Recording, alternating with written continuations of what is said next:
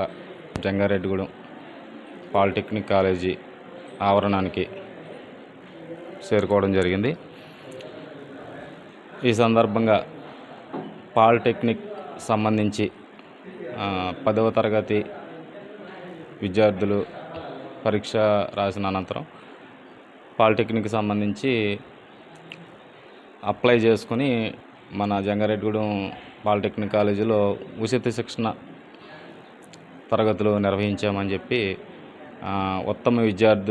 ఉత్తమ ఉపాధ్యాయులసే విద్యార్థులకి శిక్షణ ఇప్పిస్తామని మన జంగారెడ్డిగూడెంలో కాలేజీ యాజమాన్యం చెప్తుంది. ఈ విషయంలో విద్యార్థుల తల్లిదండ్రులకు కొన్ని సందేహాల మీద విద్యార్థులు శిక్షణ తరగతుల అనంతరం ఎలాగా చేయాలి, ఏ కాలేజీల్లో ఎలా జాయిన్ అవ్వాలి, ఏ కాలేజీలు ఎంచుకోవాలి, తర్వాత ప్లీజ్ రిమర్స్మెంట్ లాంటివి అని ఇలాంటి మనకి ఉంటాయా లేదా, ఎలా చదివించుకోవాలి అన్న దాని మీద కొన్ని సందేహాలు ఉన్నాయి. దీనిపై మన Jangareddygudem polytechnic college principal Subrahmanyam మనకి కాలేజీలో అందుబాటులో ఉన్నారు. దీనిపై మరింత సమాచారం ప్రిన్సిపల్ సుబ్రహ్మణ్యం వారిని అడిగి తెలుసుకునే ప్రయత్నం చేద్దాం. సార్, ఉచిత పాలిటెక్నిక్ కోచింగ్ ఎలా నిర్వహిస్తారనేది మేమండి ఇక్కడ ఉచిత పాలిటెక్నిక్ కోచింగ్ ఎలా ఇస్తున్నామంటే ఉదయం 9:30 నుంచి 12:30 వరకు ప్రతిరోజు క్లాసులు జరుగుతాయండి. వచ్చే విద్యార్థులందరికీ డ్రింకింగ్ వాటర్ ఉంది ఇక్కడ. అలాగే టాయిలెట్స్ గర్ల్స్కి బాయ్స్కి సపరేట్ టాయిలెట్స్ నీట్గా మెయింటైన్ చేసే టాయిలెట్స్ ఉన్నాయి.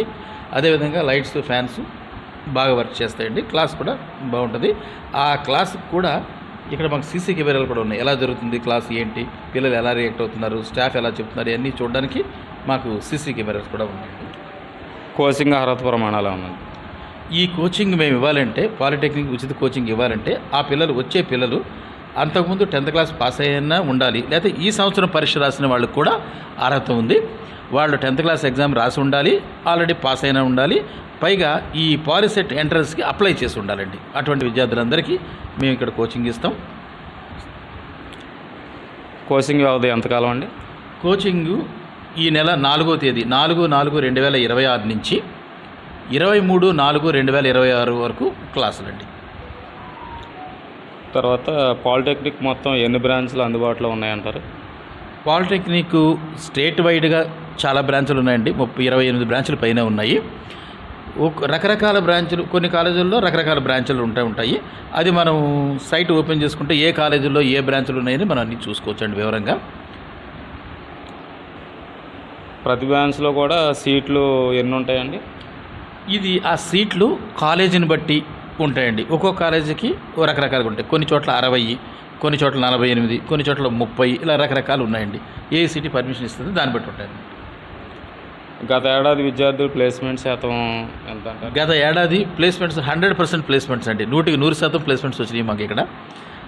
2 బ్రాంచ్లు కూడా, సివిల్ ఇంజనీరింగ్, మెకానికల్ ఇంజనీరింగ్ 2 బ్రాంచ్లు ఉన్నాయండి. 2 బ్రాంచ్ల్లో కూడా 100% ప్లేస్మెంట్స్ అండి.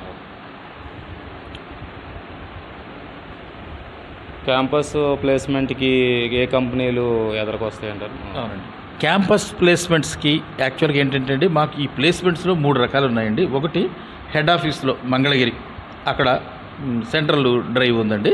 అలాగే క్లస్టర్ డ్రైవ్ అని విజయవాడలో ఉందండి, గవర్నమెంట్ పాలిటెక్నిక్ విజయవాడ. మిగతాది ఏంటంటే ప్రతి గవర్నమెంట్ పాలిటెక్నిక్లోని ఓ డ్రైవ్ ఉందండి. దాంట్లో ఎలా అంటే మన డ్రైవ్లో ఆల్రెడీ మనకి దగ్గరలో అవైలబిలిటీలో మంచి ప్లేస్మెంట్స్ ఉంటే ఇక్కడ తెప్పించేస్తాం. లేదనుకోండి మన పిల్లల్ని అక్కడ కూడా రికమెండ్ చేస్తూ ఉంటాం. ఆ విధంగా చేస్తాం.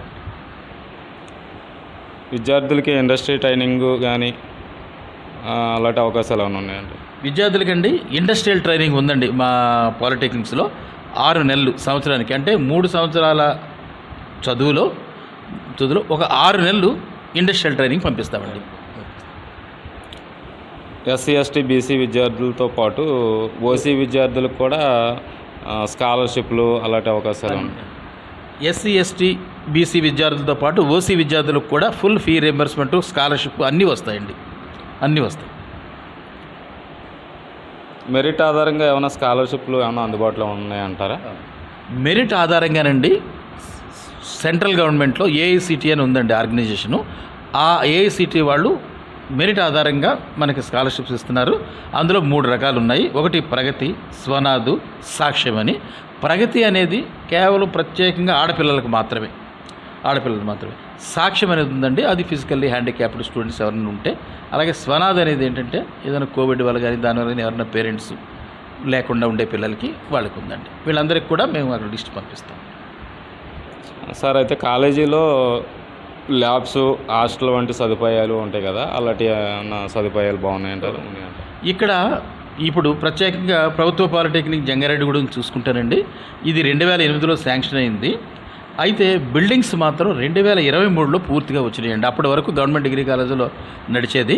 ఇప్పుడు ఏదైనా ల్యాబులు అవి పెట్టాలంటే ఖచ్చితంగా పర్మనెంట్ బిల్డింగ్లో ఉండాలని మాకు ఒక ఉంది. దానికి అందువల్ల ఏమైందంటే ఇక్కడ బ్రాంచ్ల వైజ్గా చూసుకుంటే ఫస్ట్ ఇయర్ ఇంజనీరింగ్లో సివిల్ మెకానికల్ ఫుల్ ల్యాబ్స్ ఉన్నాయండి, అన్నీ ఉన్నాయి. సెకండ్ విద్యార్థులకు కెరీర్ గైడెన్స్ ప్రత్యేక కార్యక్రమాలు ఏమన్నా ఉన్నాయంటారు? ఇక్కడ విద్యార్థులకండి మేము ప్రతి నెల కెరీర్ గైడెన్స్ గురించి ప్రత్యేకమైన శిక్షణ క్లాసులు ఇస్తాం. వాళ్ళు ఎన్ని రకాల ఆర్గనైజేషన్లో చేరవచ్చు, ఎన్ని రకాల గవర్నమెంట్ డిపార్ట్మెంట్లో చేరవచ్చు, అన్ని అవకాశాలు ఏమైతే ఉన్నాయో ఈ డిప్లొమా చేస్తే అన్ని అవకాశాలు కెరీర్ గైడెన్స్ అంతా ఉందండి ఇక్కడ. అలాగే తల్లిదండ్రులు విద్యార్థులు కాలేజీ ఏదైనా ఎలాగ ఎంపిక చేసుకోవాలంటారో దాని మీద? తల్లిదండ్రులు మేము ఏం చెప్తామంటేనండి, ఇక్కడ జాయిన్ అయిన తర్వాత ప్రతి 10 రోజులకి మీరు ఒక్కసారి వచ్చి మీ అబ్బాయి యొక్క చదువు బాగోగులు ఎలా ఉన్నాయో కనుక్కునేమని చెప్తామండి.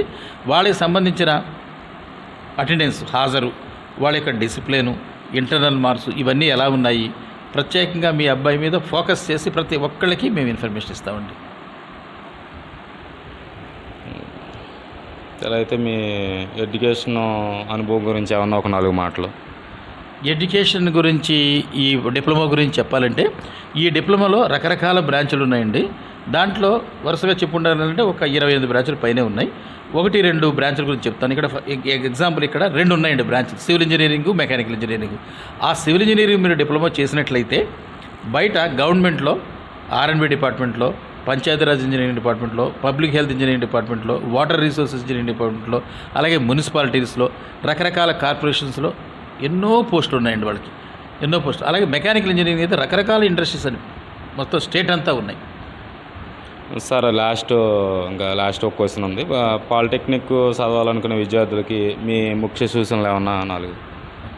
పాలిటెక్నిక్ విద్య గురించి ముఖ్యంగా నేను చెప్పాలనుకుంటానండి, ఏ విద్య అయినా సరే, అది ఇంజనీరింగ్ కానీ, పాలిటెక్నిక్ కానీ, జనరల్ ఎడ్యుకేషన్ కానీ పిల్లలు చాలా డెడికేటెడ్గా చదవాలి, డిసిప్లైన్డ్గా చదవాలి.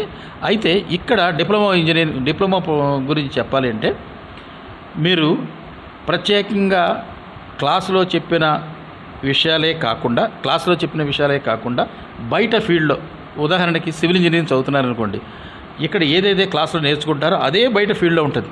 మీకు రోడ్స్ కానీ, బిల్డింగ్స్ కానీ, బ్రిడ్జెస్ కానీ, ఓవర్ హెడ్ ట్యాంక్స్ కానీ అన్నీ కూడా డైరెక్ట్గా ఉంటాయి రైల్వే వాటిలో. అలాగే ఇంజనీరింగ్లో కూడా, మెకానికల్ ఇంజనీరింగ్లో కూడా ఇక్కడైతే ఏం చెప్తామో అదే బయట ఇండస్ట్రీస్లో ఉంటాయి మీకు. కాబట్టి ఈ చదువుతో పాటు ఆ బయట కూడా మీకు అవకాశం ఉన్నప్పుడల్లా కూర్చుని అబ్జర్వ్ చేస్తూ ఉండాలి. మేము తీసుకెళ్తాం చాలాసార్లు, మీకు ప్రత్యేకంగా మీ తల్లిదండ్రుల ద్వారా కానీ లేదా మీకు ఖాళీ ఉన్నప్పుడు కానీ అక్కడ కూర్చుని ఎక్కువ అబ్జర్వేషన్ చేయాలి. ఇంజనీరింగ్లో ఎలా ఉంటుందంటే స్కిల్ బాగా ఎక్వైర్ చేయాలండి. ఆ విధంగా పిల్లలు వెళ్ళాలి. అలాగే బ్రాంచులు అయ్యి తీసుకునేటప్పుడు తల్లిదండ్రులను ఆలోచించి ఒక పిల్లవాడి యొక్క ఇంట్రెస్ట్ను కూడా మన పరిగణనలో తీసుకోవాలండి. కొన్ని చోట్ల ఏంటంటే కొందరు పిల్లలకి కొన్ని ఫీల్డ్స్లో ఇంట్రెస్ట్ ఉంటుంది, కొందరికి ఆర్కిటెక్చర్లో ఇంట్రెస్ట్ ఉంటుంది, కొందరికి సివిల్ ఇంజనీరింగ్ ఇంట్రెస్ట్ ఉంటుంది, కొందరికి ఎలక్ట్రికల్ ఉంటుంది. పిల్లడి యొక్క ఇంట్రెస్ట్ తీసుకుని అలాగే తల్లిదండ్రులకి దగ్గరలో ఏ కాలేజీలు బాగున్నాయో చూసుకుని, ముఖ్యంగా గవర్నమెంట్ పాలిటెక్నిక్స్ చాలా అద్భుతంగా ఉంటాయండి. అందులో స్టాఫ్ వెరీ వెరీ క్వాలిఫైడ్. అలాగే పాత పాలిటెక్నిక్ అంటే ఫుల్ ల్యాబ్లు ఉన్నాయి. కొత్త పాలిటెక్నిక్లో చాలా వరకు వచ్చినాయి, ఇంకా కొంచెం బ్యాలెన్స్ ఉన్నాయి కూడా వచ్చేస్తాయండి. Thank you.